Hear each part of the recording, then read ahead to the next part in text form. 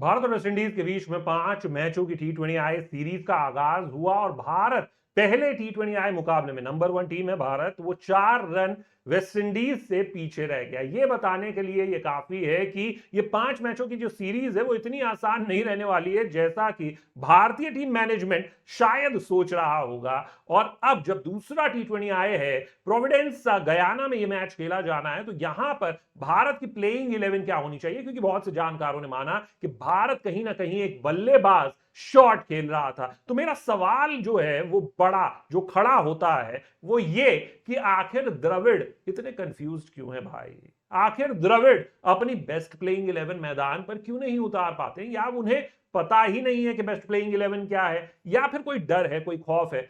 सवाल जो उठा वो ये कि संजू सैमसन नंबर 6 पर क्या कर रहे हैं, नंबर 4 पर क्यों नहीं आ रहे, मिडिल ऑर्डर में क्यों नहीं आ रहे। क्योंकि जो उन्होंने रन बनाए हैं, सारे राजस्थान रॉयल्स को जितवाया है, 32 गेंदों पर 60 नाबाद रन बनाकर गुजरात टाइटंस हार्दिक की कप्तानी वाली टीम को हराया, वो नंबर 4 पर हराया था, ना कि नंबर 6 पर। तो ये एक बड़ा सवाल खड़ा होता है। और यशस्वी जायसवाल का क्या हुआ भाई, कहां कर दिया उन्हें गायब। 600 से ज्यादा रन बनाए हैं इस सीजन, 50 के करीब औसत से, 164 के करीब स्ट्राइक रेट से। आईपीएल में आते ही वेस्ट इंडीज में टेस्ट क्रिकेट में 171 की पारी खेल दी। क्या चाहते हैं आप राहुल द्रविड़। तो ये सारे सवाल हैं, लेकिन ऐसे में बड़ा सवाल क्या खड़ा होता है कि आखिर सेकेंड T20I में प्लेइंग 11 क्या होगी। लेकिन उससे पहले मैं आपको बताना चाहता हूं कि पिच रिपोर्ट क्या है, वेदर कंडीशंस क्या है, क्या बारिश खलल डालेगी। भैया आपको बता दें कि यहां पर अमूमन बारिश जो है वो खलल डालती है, मैचेस वॉश आउट कर देती है। तो ऐसे में आज भी आपको थोड़ा सा सतर्क तो रहना पड़ेगा मेरे भाई।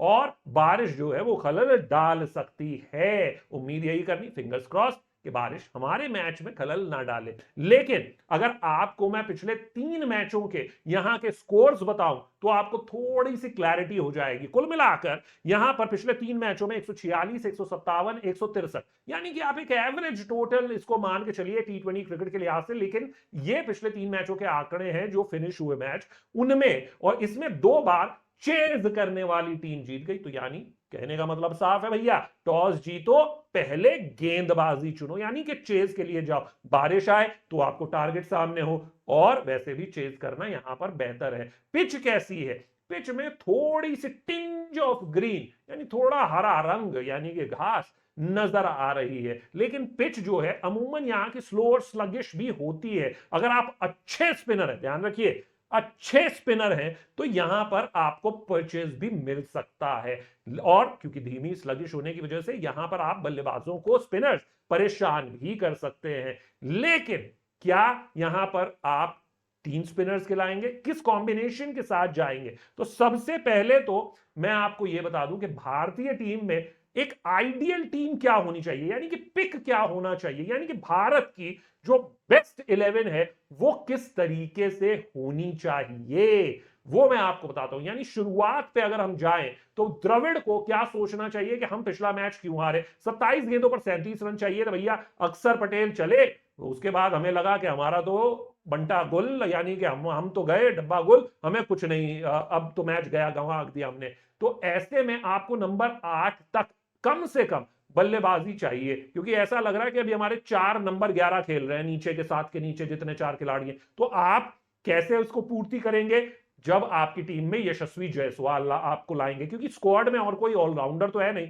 तो आप यशस्वी जायसवाल को लाइए, वो थोड़ी सी लेग स्पिन भी करते हैं, कॉन्फिडेंस दीजिए, वो आपको गेंदबाजी भी करके देंगे। 1 ही 2 ओवर तो निकालना है T20 में। और बाकी हार्दिक इज फुल बॉलर, वो कोई ऐसा नहीं है इट्स एंड बिट्स वाले, वो पूरे बॉलर है, वो पूरे 5 ओवर 4 ओवर माफ कीजिएगा आपने डाल सकते हैं। तो ऐसे में आपके पास हार्दिक पांड्या पूरे 4 ओवर डालने वाले जब गेंदबाज हैं, ऑलराउंडर हैं, कप्तान हैं, तो आपके 5 बॉलर्स पूरे होते हैं। और अतिरिक्त गेंदबाजी चाहिए तो तिलक वर्मा भी थोड़ी डाल लेते हैं, थोड़ी यशस्वी भी डाल लेंगे।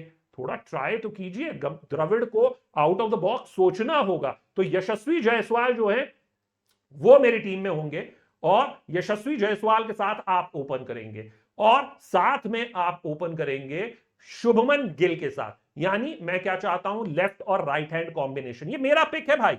दूसरे T20 में कौन सी टीम खेलेगी वो भी बताऊंगा, लेकिन बेस्ट 11 क्या होगी वो मैं बता रहा हूं। यशस्वी जायसवाल, शुभमन गिल, फिर तीसरे नंबर पर मेरी जो सोच कहती है वो ये कि आपका लेफ्टी आउट होता है, यानी यशस्वी आउट होते हैं तो आप ईशान किशन को लेकर आए, लेफ्टी बल्लेबाज। अगर आपका शुभमन गिल आउट होता है तो आप राइटी बल्लेबाज को लेकर आए, यानी कि सूर्य कुमार यादव। तो ये हो गए आपके 4 खिलाड़ी कुल मिला के 3 और 4 पर। और लेफ्टी राइटी आपको कॉम्बिनेशन में बता रहा हूं। तो उसके बाद भी इसी सोच को बरकरार रखना है, लेफ्टी राइटी वाली सोच को बरकरार रखना है। और अगर अंतिम 4 ओवर आ जाते हैं फिर उसके बाद तो फिर आप जिसको बेस्ट मानते हैं, बेस्ट हिटर मानते हैं, उसको आप भेजेंगे, लेकिन लेफ्ट राइट हैंड कॉम्बिनेशन को आप बरकरार रख सकते हैं। नंबर 5 जो है वहां पर आप संजू सैमसन और तिलक वर्मा, ये 2 खिलाड़ी जो हैं 5 और 6 पर ये आएंगे। तिलक वर्मा लेफ्टी, संजू सैमसन राइटी, तो ये आपके 5 और 6 हो गए। हार्दिक पांड्या जो है, क्योंकि उनकी, मैं क्यों उन्हें नीचे कर रहा हूं, क्योंकि अगर आप उनका स्टैट्स देखें, अगर आप उनके आंकड़े देखें तो वो बहुत ही धीमी बल्लेबाजी कर रहे हैं। 106 की स्ट्राइक रेट के साथ वो मिडिल ओवर्स में बल्लेबाजी कर रहे हैं। और उसके बाद अगर आप देखें कि आप सोचें कि एंड में आकर वो बहुत बड़ी हिटिंग करने लग जाते हैं, तो अंतिम स्लॉग ओवर्स में उनकी स्ट्राइक रेट है करीब करीब 119 की। तो ऐसा कोई वो तूफान खड़ा नहीं कर रहे, तो उस खिलाड़ी को आप नीचे भेजिए, ऊपर भेजने की कोई जरूरत नहीं है। नीचे आएंगे, क्या पता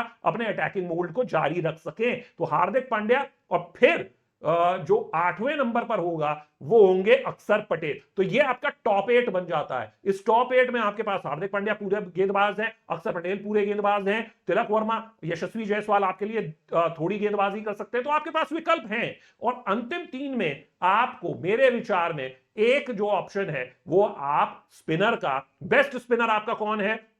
कुलदीप यादव। आप कुलदीप यादव को डालें नंबर 8 पर, ठीक है। अभी बाकी चीजें छोड़ दीजिए, अभी आपके लिए जीतना जरूरी है। मैं रवि बिश्नोई को रखता, लेकिन मुझे पता है कि रवि बिश्नोई को पिक करेंगे नहीं, तो इसलिए कुलदीप यादव नंबर 8 और नंबर 9, और उसके बाद 10 और 11 पर आप अगर सेम कॉम्बिनेशन खिलाना चाहते हैं आप सेम खिलाएं। मैं होता तो मैं खिलाता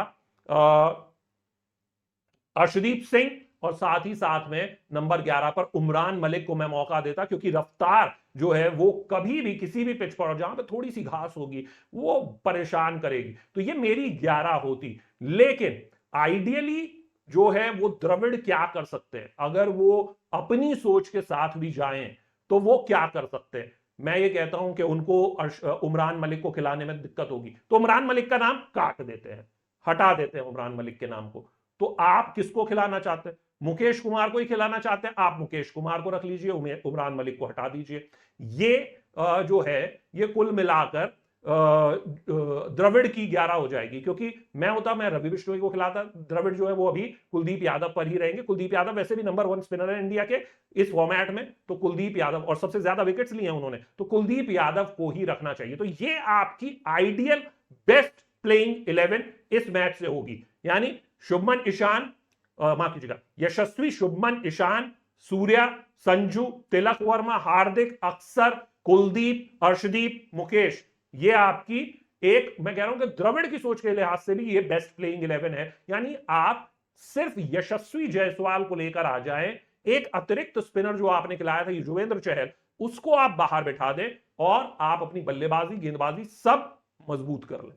ये एक बेस्ट प्लेइंग 11 होगी।